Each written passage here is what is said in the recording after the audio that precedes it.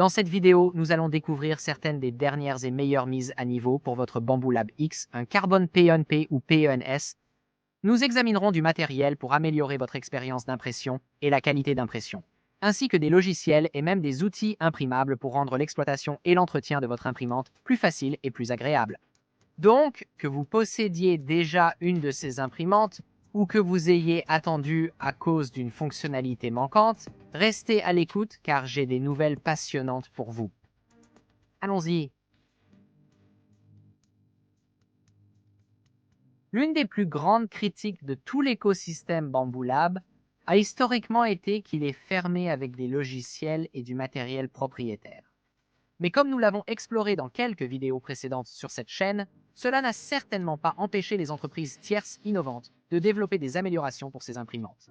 Mais ce n'est que récemment que certains des noms les plus respectés de l'industrie de l'impression 3D ont commencé à sortir leurs propres produits pour compléter ces imprimantes et améliorer ce qu'ils ont pris, par exemple les nouvelles têtes d'impression devenant disponibles pour les imprimantes Bambu Lab lors du festival Reprap de Sanjay Mortimer à Oxford en Angleterre. E3DA en fait dévoiler au monde la première collaboration officielle de matériel tiers avec Bambu Lab sous la forme de leur nouvelle buse obsidienne bambou, une buse durcie et à haut débit pour l'écosystème Bambu Lab. Maintenant, je ne vais pas tester cela dans cette vidéo, car ce n'est pas actuellement en stock, mais faites-moi savoir dans les commentaires ci-dessous si c'est quelque chose que vous aimeriez voir à l'avenir. Mais j'ai en fait une autre bonne raison de ne pas le tester dans cette vidéo. Vous voyez, à la place, je vais en fait tester une alternative totalement différente à haut débit pour les imprimantes Bambu Lab et une qui offre la commodité des buses interchangeables rapides que vous pouvez réellement utiliser sur toutes vos imprimantes. Je parle bien sûr du tout nouveau système Panda Revo de mes amis chez Big Tree Tech et i3D. Ce petit extrudeur ingénieux combine la version plus récente et à haut débit de leur extrudeur EBUS 2 3D avec un dissipateur thermique usiné sur mesure et des connecteurs personnalisés par Big Tree Tech pour apporter la commodité de l'écosystème Revo aux imprimantes Bambu Lab. Maintenant, par le passé, j'avais parlé de l'extrudeur de mise à niveau couramment disponible que vous pouvez réellement trouver sur AliExpress qui vous permet d'ajouter une buse CHT ou vraiment n'importe quelle buse V6 à vos imprimantes Bambu Lab. Alors comment cela se compare-t-il ? Comment cela se compare-t-il au bambou et à la collaboration de E3D mentionnée précédemment? Eh bien, tout d'abord, en termes de commodité, évidemment, le Revo va l'emporter. Juste sur le fait que vous n'avez pas besoin d'outils ou même de retirer la chaussette en silicone. Vous n'avez même pas à chauffer l'extrémité chaude pour remplacer vos buses. De plus, si vous utilisez d'autres imprimantes, 3D, il est vraiment agréable de pouvoir avoir un seul type de buse sur toutes, car ces buses mini V6 spécialisées sont malheureusement uniques à cette extrémité chaude particulière. Mais qu'en est-il des performances? Eh bien, malheureusement, en raison d'une tête d'outil défectueuse sur mon X1 Carbon que Bambu va remplacer, je n'ai pas vraiment pu effectuer un test correct pour la configuration AliExpress sur mon X1 Carbon. Juste celui-ci que j'ai dû redémarrer toutes les quelques secondes. De plus, je dois noter que ma version de pré-production du Panda Revo avait le mauvais thermistor.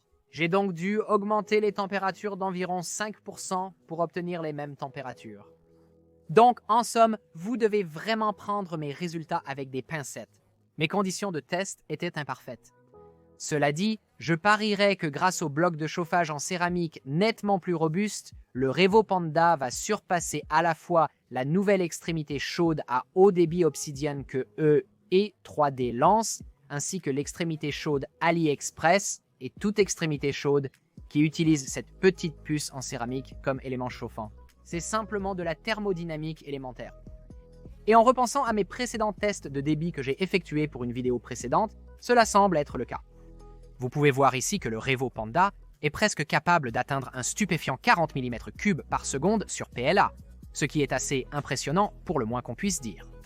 Maintenant, en termes de qualité d'impression, je n'ai remarqué aucune différence significative dans mes tests, certes limités, avant que je ne puisse publier cette vidéo. Une préoccupation que j'ai cependant, c'est que je l'ai installé sur mon PE1S, qui, contrairement au X1 Carbon, n'a pas de calibration automatique du flux LiDAR, et comme vous pouvez l'imaginer, l'avance de pression et les caractéristiques de flux vont être différentes lorsque vous changez l'ensemble du hot-end. Heureusement, c'est quelque chose que vous pouvez régler manuellement dans votre slicer pour vous assurer d'avoir des coins nets, Ce n'est donc pas un gros problème.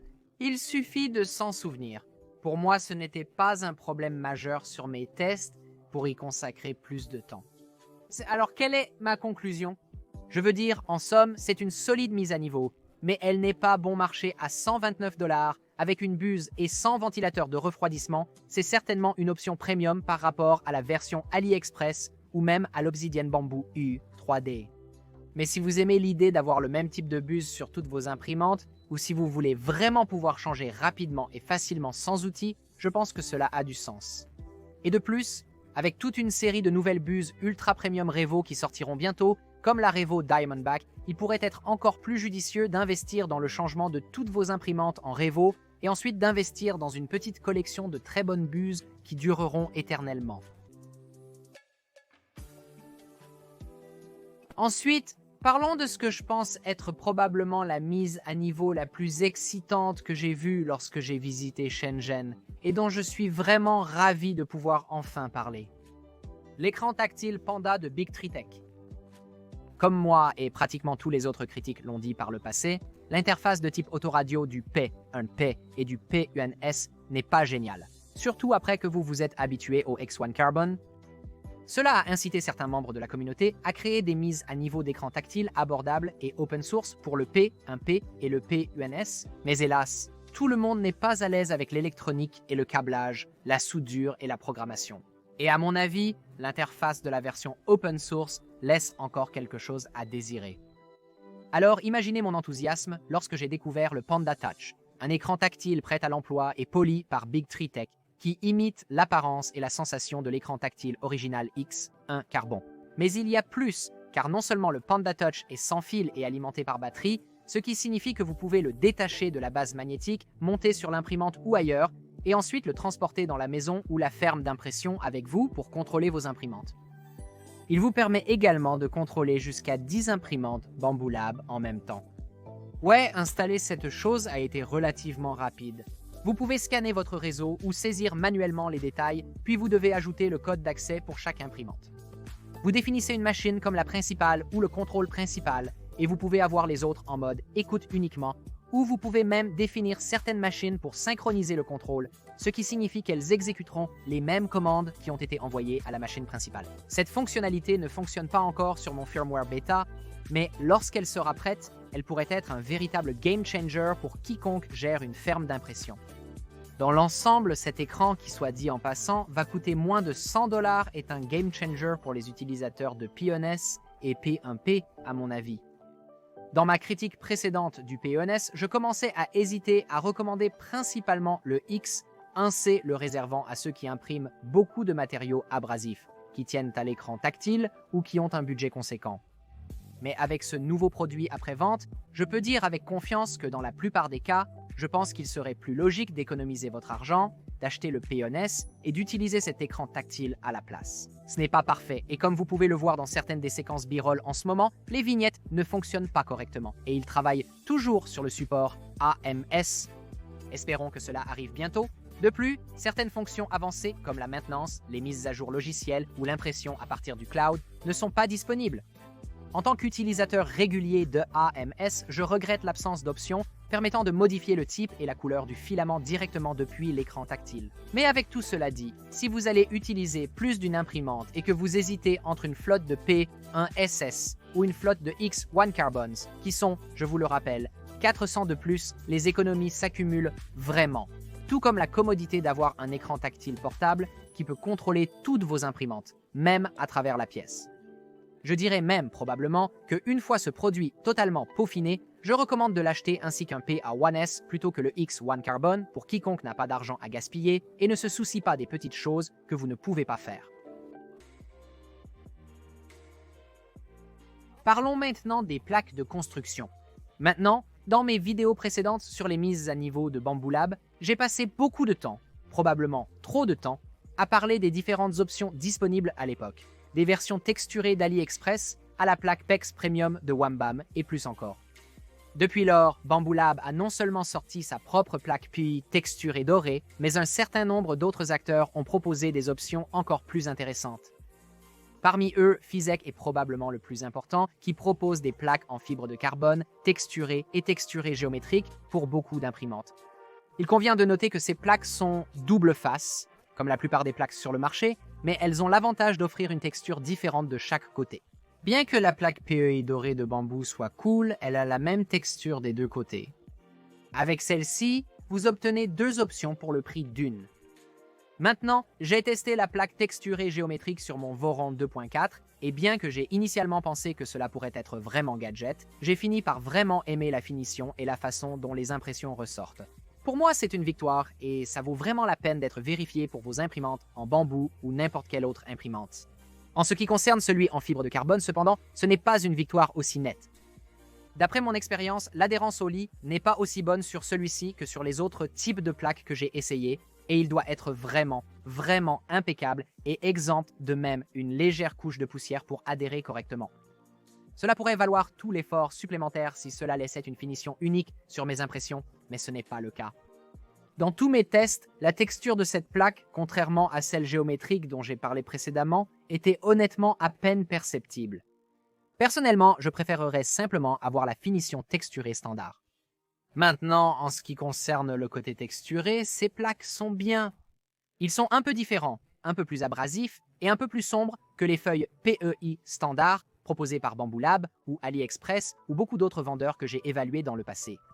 Ce n'est ni bon ni mauvais, c'est ainsi et mérite d'être souligné. Ces plaques sont vendues comme incompatibles avec le lidar du X1C, sans le code QR de reconnaissance. Mais d'après mon expérience, en ajoutant simplement le code QR imprimé sur une étiquette ou un papier collé dessus, puis en sélectionnant la plaque PEI texturée dans votre trancheur, votre X1 Carbon imprimera correctement avec ces plaques. Alors ne croyez pas toutes les peurs propagées là-bas. Parfois, une erreur de réfraction du filament pourrait survenir, mais vos impressions resteront correctes. En conclusion, que puis-je dire? Ces surfaces d'impression sont nettement moins chères que les originaux de Bamboo Lab en termes de points de pourcentage, et elles offrent plus de variété à la fois en termes de différentes textures de chaque côté et en termes de la gamme de textures sur les options disponibles. Il existe même une version lisse de PEI sortie depuis que j'ai commencé à tester ces plaques, rivalisant probablement avec la plaque lisse PEX de Wham-Bam. En dehors de celles en fibre de carbone, ces plaques m'ont impressionné, et si vous ne vous dérangez pas d'imprimer et de coller un code QR par vous-même, au moins pour les utilisateurs de X1 Carbon, je pense qu'elles représentent une excellente valeur pour ce que vous payez. En parcourant récemment AliExpress en préparation de cette vidéo, je suis tombé sur ce carénage de ventilateurs de mise à niveau pour les imprimantes de la série X1 et P1. Pour être honnête, je n'ai vraiment jamais eu de problème de refroidissement avec mes imprimantes en bambou. Je veux dire, après tout, toutes mes imprimantes ont le gros ventilateur auxiliaire dessus. Cependant, pour le bien de la science et pour vous tous, j'ai cliqué sur commandeur et j'ai décidé de l'essayer. La première chose que je remarque à propos de cette enveloppe, c'est la qualité. Il est imprimé en 3D en utilisant du nylon PA12 frité sur une imprimante industrielle 3D, ce qui est super bien. Comme vous pouvez le voir, il dispose de 3 sorties d'air au lieu de 2. Bien sûr, après avoir commandé celui-ci, quelqu'un a sorti une version encore plus sophistiquée qui s'enroule tout autour. L'installation est un peu plus délicate que vous ne le pensez, car bien qu'il y ait 4 vis pour retirer l'original et ensuite 2 vis pour installer le nouveau, plus aisément préinstallé, il semble que Bamboo Lab colle ou fusionne l'original et vous devez le casser un peu à l'une des broches pour le retirer. Au fait, si vous appréciez que je sacrifie mes imprimantes pour que vous n'ayez pas à le faire, j'apprécierais vraiment si vous preniez une seconde pour écraser ce bouton « J'aime » et vous abonner si vous ne l'avez pas déjà fait. Nous avons en fait prévu un énorme événement de cadeaux pour 100 000 abonnés où nous allons donner un Voron et des dizaines d'améliorations passionnantes, des kilos et des kilos de filaments et bien plus encore. Mais nous devons d'abord réellement atteindre les 100 000, donc vous savez ce qu'il faut faire. Le carénage de marché secondaire fait-il vraiment une différence? Pour le savoir, j'ai réalisé plusieurs tests. Pour imiter une P1P, j'ai enlevé le couvercle, ouvert la porte et désactivé le ventilateur auxiliaire, car ces imprimantes n'en ont pas.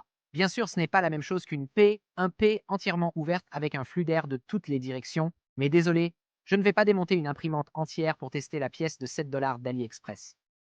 J'ai ensuite effectué un test de surplomb dans 4 directions avec des réglages de refroidissement PLA standard et des buses Revo à haut débit de 0,6 mm. Tous les tests ont été réalisés avec du PLAC Excel de très haute qualité.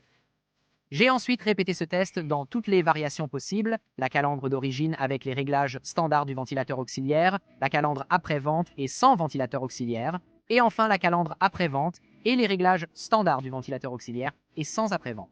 Vous avez saisi.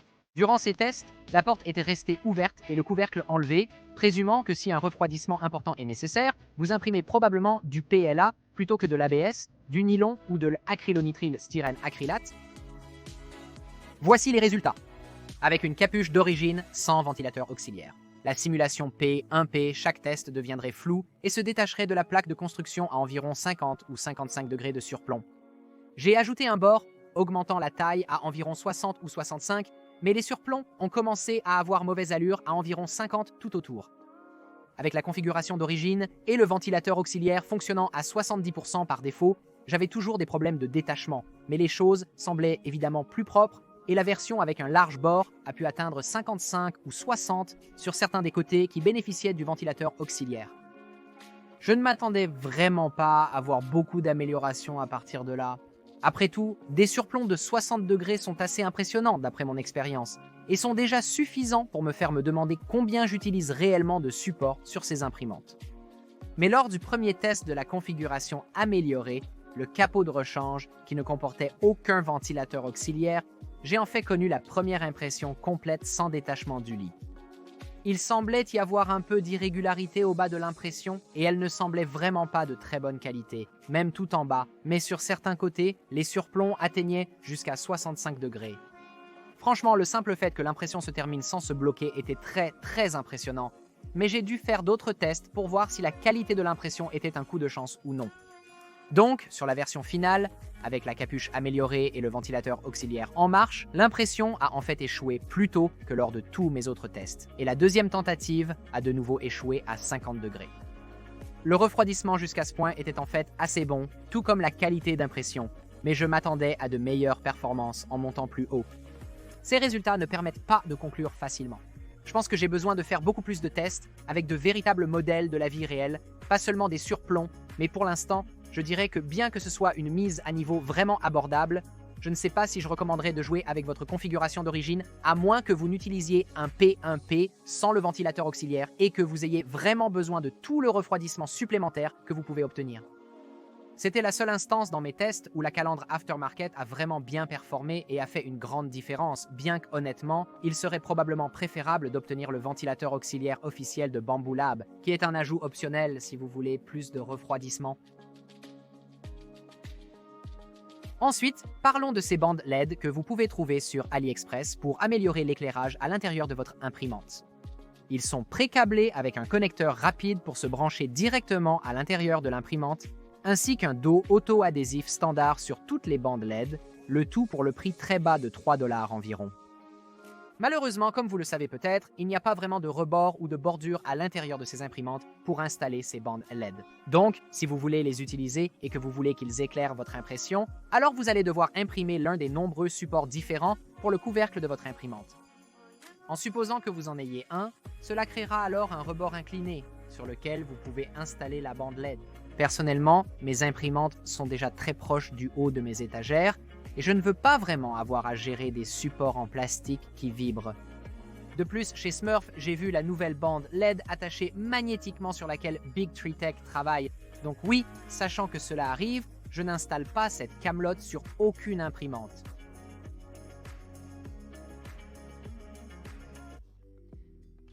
Votre machine passera par une série d'étapes de calibration pendant environ 10 minutes.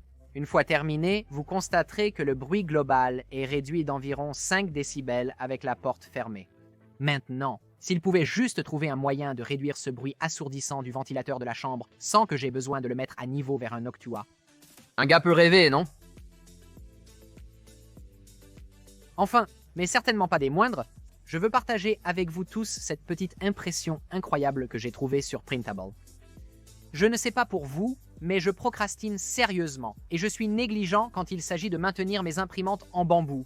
Et une partie de la raison à cela est que c'est une véritable douleur dans les fesses de nettoyer ces petits fils sur chacune des vis sans fin, surtout celle à l'arrière.